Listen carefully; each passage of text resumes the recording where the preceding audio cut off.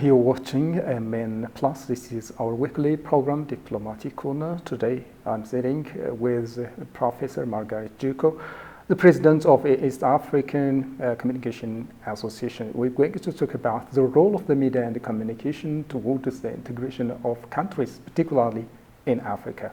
Stay with us.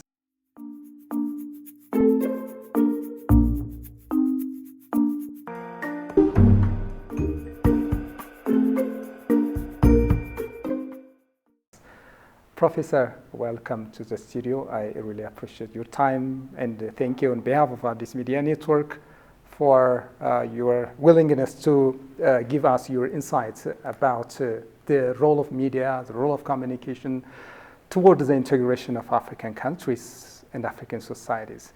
But first, is it your first time to come to Ethiopia?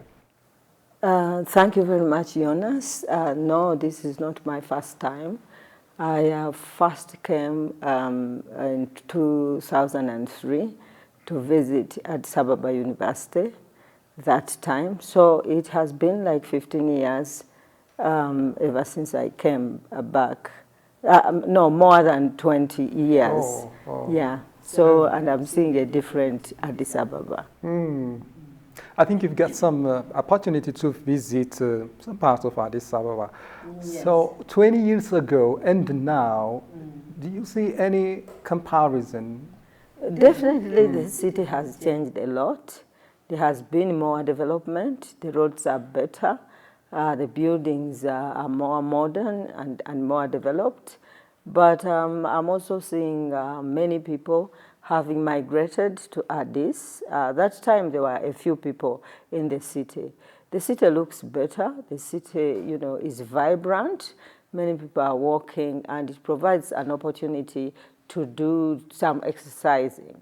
I was looking around and I was seeing, you know, children playing on the steps as you walked upward to Adwa complex.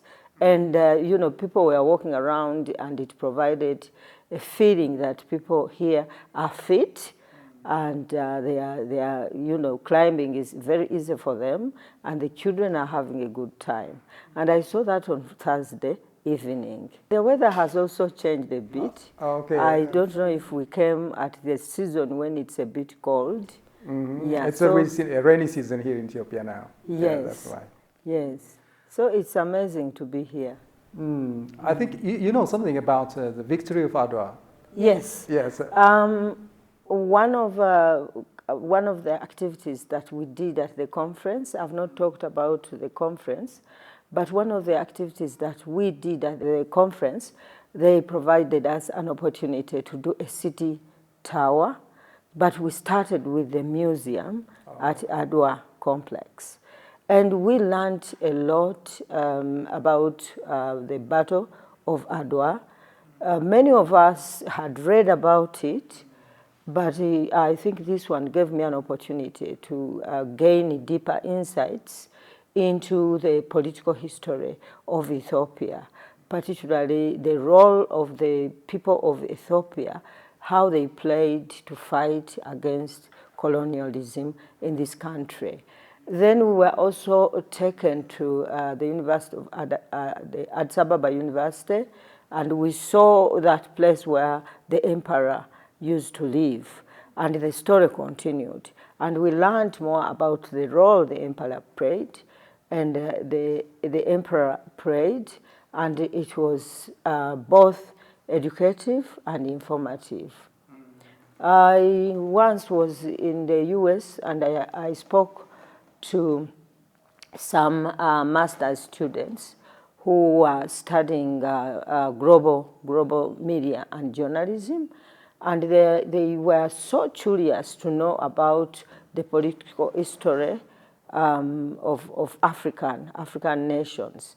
And they ask so many questions to the extent that sometimes they divert you from what you've gone to present there. But it's good to know about the historical perspectives of our country, particularly that relates to nationalism, like the role the nationals of Ethiopia played during the Adwa battle. And I don't know why you call it battle, but for me, I see it as a war. Oh. It was a war, yeah. It was a war against penetration of outsiders. And I think that Adwa has really helped us Ethiopians. Now I have become an Ethiopian because of what I believe in. But I think it helped us to maintain our cultures. Yeah, which is so significant. It is different from other African countries. Yes. We call it battle because it is a one-day happening, by the way. But the whole process is war. It's a war against fascism at that time. But at that time, in a single day, Ethiopians defeated this. There were a battle between the two fighters. So the victor was Ethiopians. Yes. So, including women. Of course. Yeah, that history is so amazing. Don't have to forget that. Yeah. But going to the other issues, do you think that the museum, the memorial, fits the history of Adwa? You've seen a lot of things in the museum, I think. Yes. Because I am also getting to have deeper insights into the battle, but I also think that there are a lot of traditional artifacts which were used in the war. And you know, it is so good to compare the ammunition, the local ammunition against, you know, like the modern. So having spears against the guns, and then people win the war, that shows that there was a lot of organization, a lot of commitment, and I think you have done well to maintain that. So because I don't have anywhere else to compare this with, so I think the museum is representative of what happened.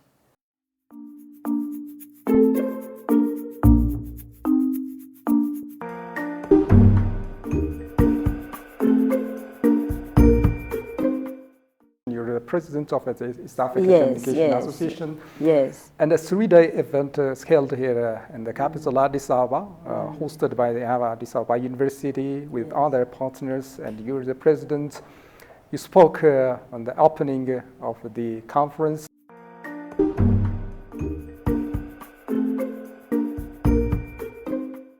Today we convene under the theme Media and Communication in Africa's Regional Integration.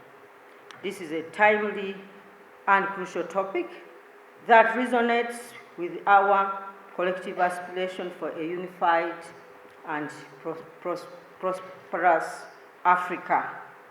Indeed, media and communication fraternities are central to construct the agenda, and which is united to foster and drive progress in Africa.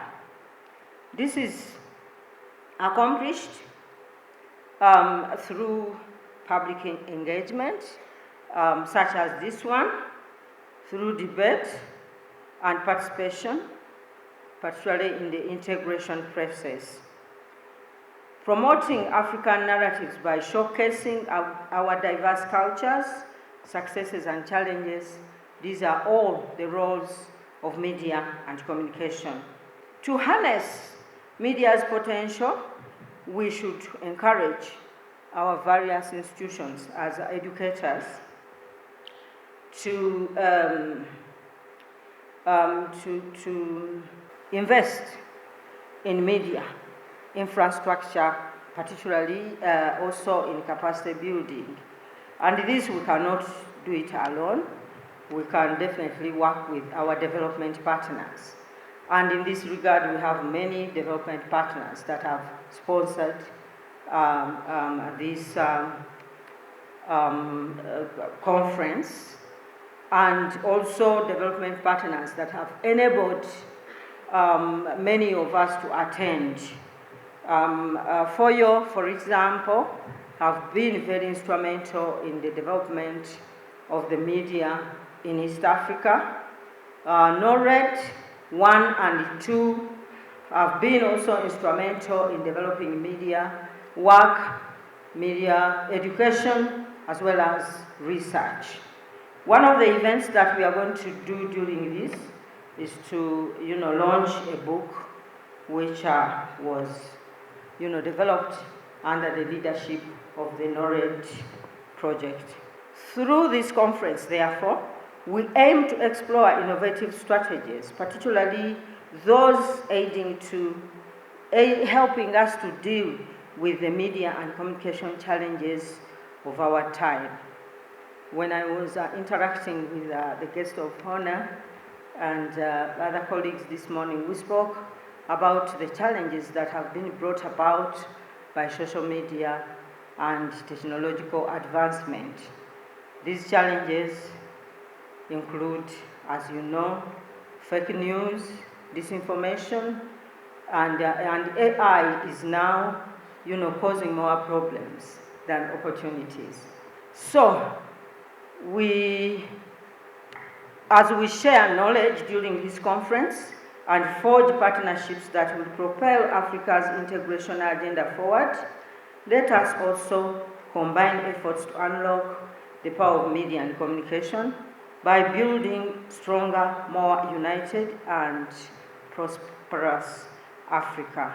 Guest of honor, sir, ladies and gentlemen, allow me to extend our sincere appreciation to our hosts, Addis Ababa University, and particularly the conference organizers under the leadership of Dr. Abdulaziz Dino.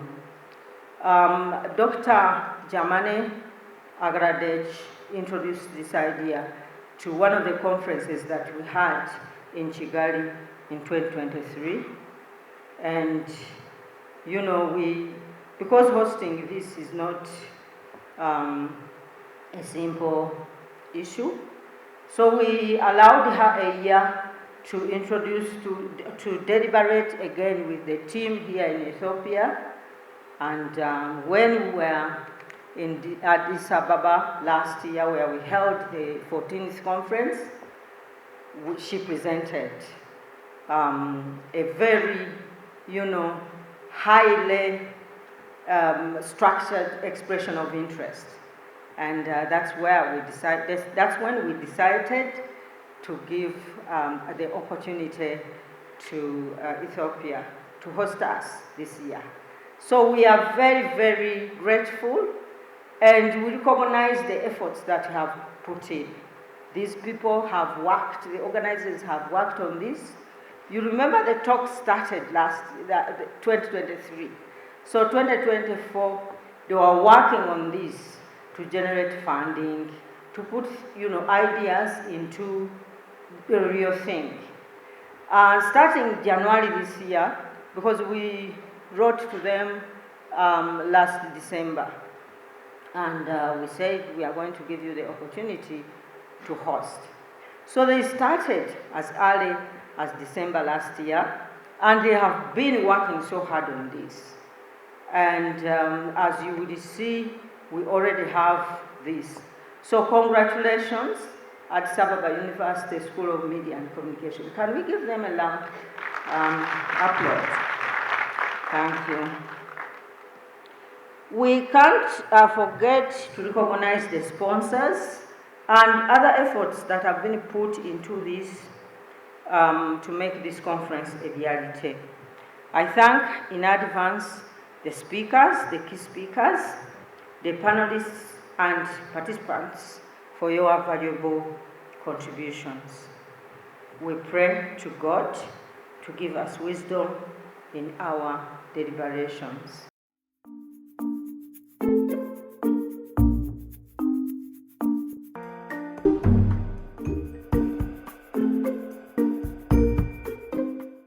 What is the objective of the association? What is the East Africa Association, Communication Association in general? The association started in 2011, several years ago, 2011, and it started with 3 East African countries, That time, those were the three traditional East African countries.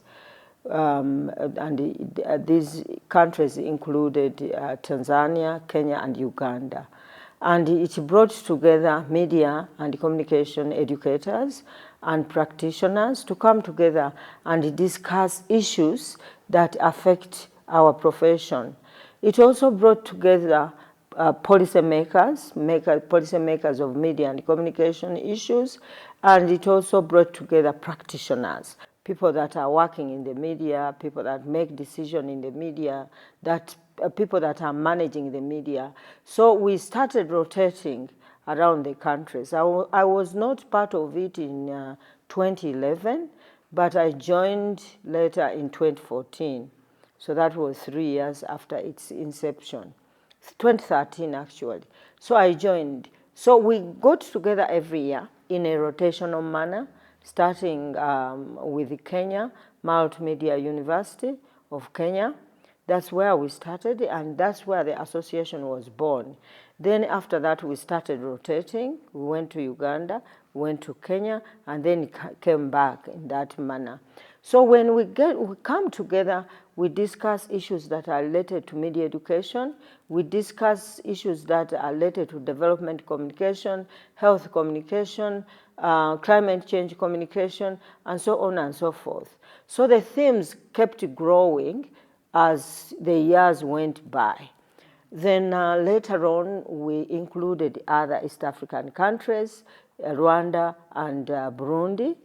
And then we also started rotating. So we get conveners and we get institutions, and it started very modest because we would even, accommodate the delegates at the institutions, and this is why we hold it in August, because this is the time when many universities are on vacation. So we would use like residences for students, and then the delegates would be accommodated there. As you know, we are professionals. We don't have much money. So we would look for cheaper accommodation. So when we accommodated Rwanda in 2017, and then Burundi in 2019, then we started rotating again in those 5 countries. Then we decided, and that was in 2023, when we had the second, when Rwanda hosted the conference for the second time. This is when we decided that we needed to broaden the scope to include other Eastern African countries, because they were also added as member countries for the Eastern African, the ESC. So then we started negotiations. Dr. Agaradech asked us if we can give Ethiopia an opportunity to host it. And then we, in 2024, we went to Dar es Salaam, again in the spirit of rotation. And then finally, we brought it to Ethiopia. Having this conference in Ethiopia signifies the extent, the growth in the coverage area of the association, but also the growth in the numbers of members, because now we have many members. We also included South Sudan, but we have not had the opportunity to host a conference in South Sudan. We also include the Democratic Republic of Congo, but we have not had the opportunity to host a conference in DRC. But what is happening here is that even the conversations that we are having, the narratives and the discourses are broadening. We are now bringing on board the new challenges and the opportunities that we have to leverage the media. This year, we celebrated it. Each year we hold the conference with a different theme. Okay. So this year we held the conference with the theme, and themes are selected by the host. by the host, the convening countries. So this year, our colleagues in Ethiopia, they came up with a brilliant and great theme, which represents the struggles of Africa. And the theme was media and communication in Africa's integration. And this is what we focused on. It's also the aspiration of African Union, the Africans to integrate each other economically and socially and in other sectors. But a question comes, you discuss and you present presentations. So you propose governments or the authorities, or just the game ends there. What do you do? We are researchers. We are educators, but we are researchers. We also do some other, activities, but the three are main. Provide teaching, research, and providing community services. So that is the implication of the theme, because what we need to expand our narratives to speak to the the grassroots about the issues that are related to the integration of Africa. First, it was the integration. Sometimes regions have their own integration. There was this the East African integration, where all the countries of East Africa had decided to have one common currency. We had decided to have one or two common languages. In East Africa, we use Swahili a lot. So I think that has been solved. We can use Swahili. You go to Burundi, you can, get along, even with a small amount of Kiswahili. You go to Rwanda, but Kiswahili is deeply ingrained in Kenya and Tanzania. But it is spoken in Uganda, it is spoken in DRC Congo, it is spoken in South Sudan. I don't know about here, but you will find that there are some people here who can speak that language. So that is one of the ways that we need to grow. The currency has not worked. We needed also,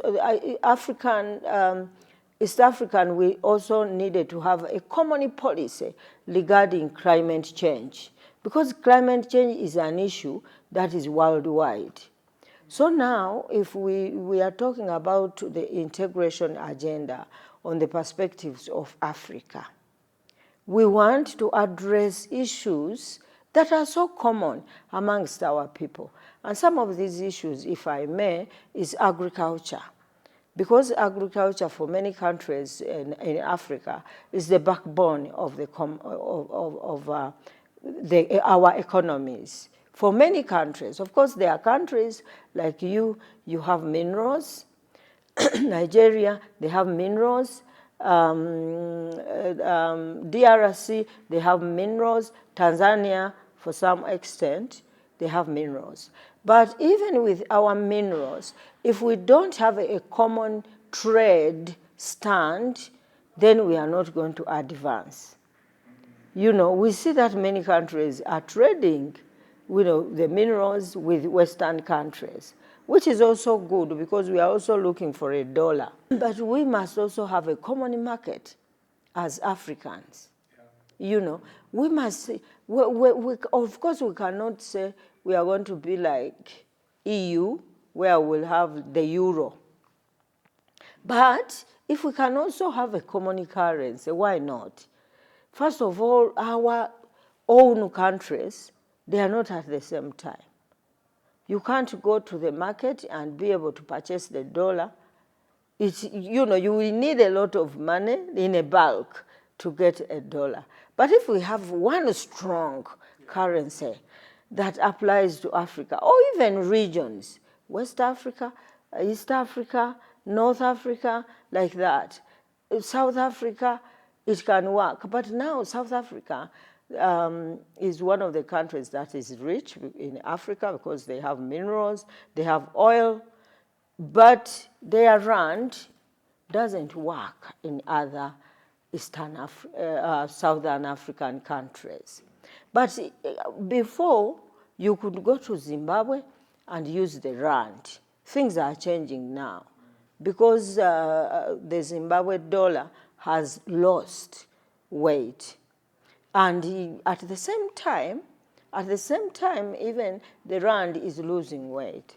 So integration, now we bring in the media to tell our own stories, to insist, to drive these policies, to advocate, because I think we have our traditional roles, and as you know them in media, watchdog role, surveillance, those roles, the traditional, information, education. They are becoming also redundant. We need, these days we are talking about advocacy. We are not public relations, but we should also advocate for our agenda, the integration agenda. We should be at the fore. We should be, at the forefront to speak about the policies that are related, the plans that are in place from our leaders, the plans where we should be the ones to enhance them. We should be the ones to discuss these issues on the platform, on the public sphere, as we call it. That is when we involve everyone, those who have and those who do not have. So that's why that theme was important to us. As you know, that many of our stories are being told by other media, particularly from the global north. But, the global south should be also able to tell our own stories. And when we do that, I think we have a way of discussing issues like our cultures. How do we advance our cultures? Our cultures were the best, I think.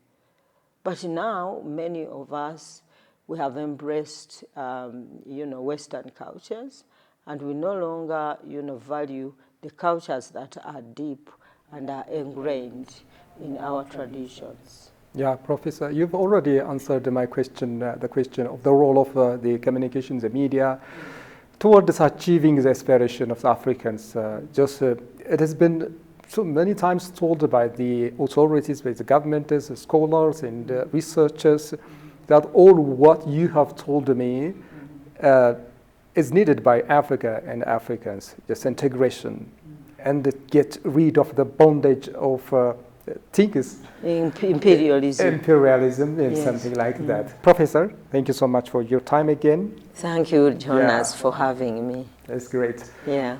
Well, everyone, that is for this week's program, Diplomatic Corner. Yes, I hope that you've got some understanding about the role of media and communications. So I have started with Professor Margaret Juko, the President of the East African Communication Associations. Until we meet you next week with another guest. Have a wonderful time.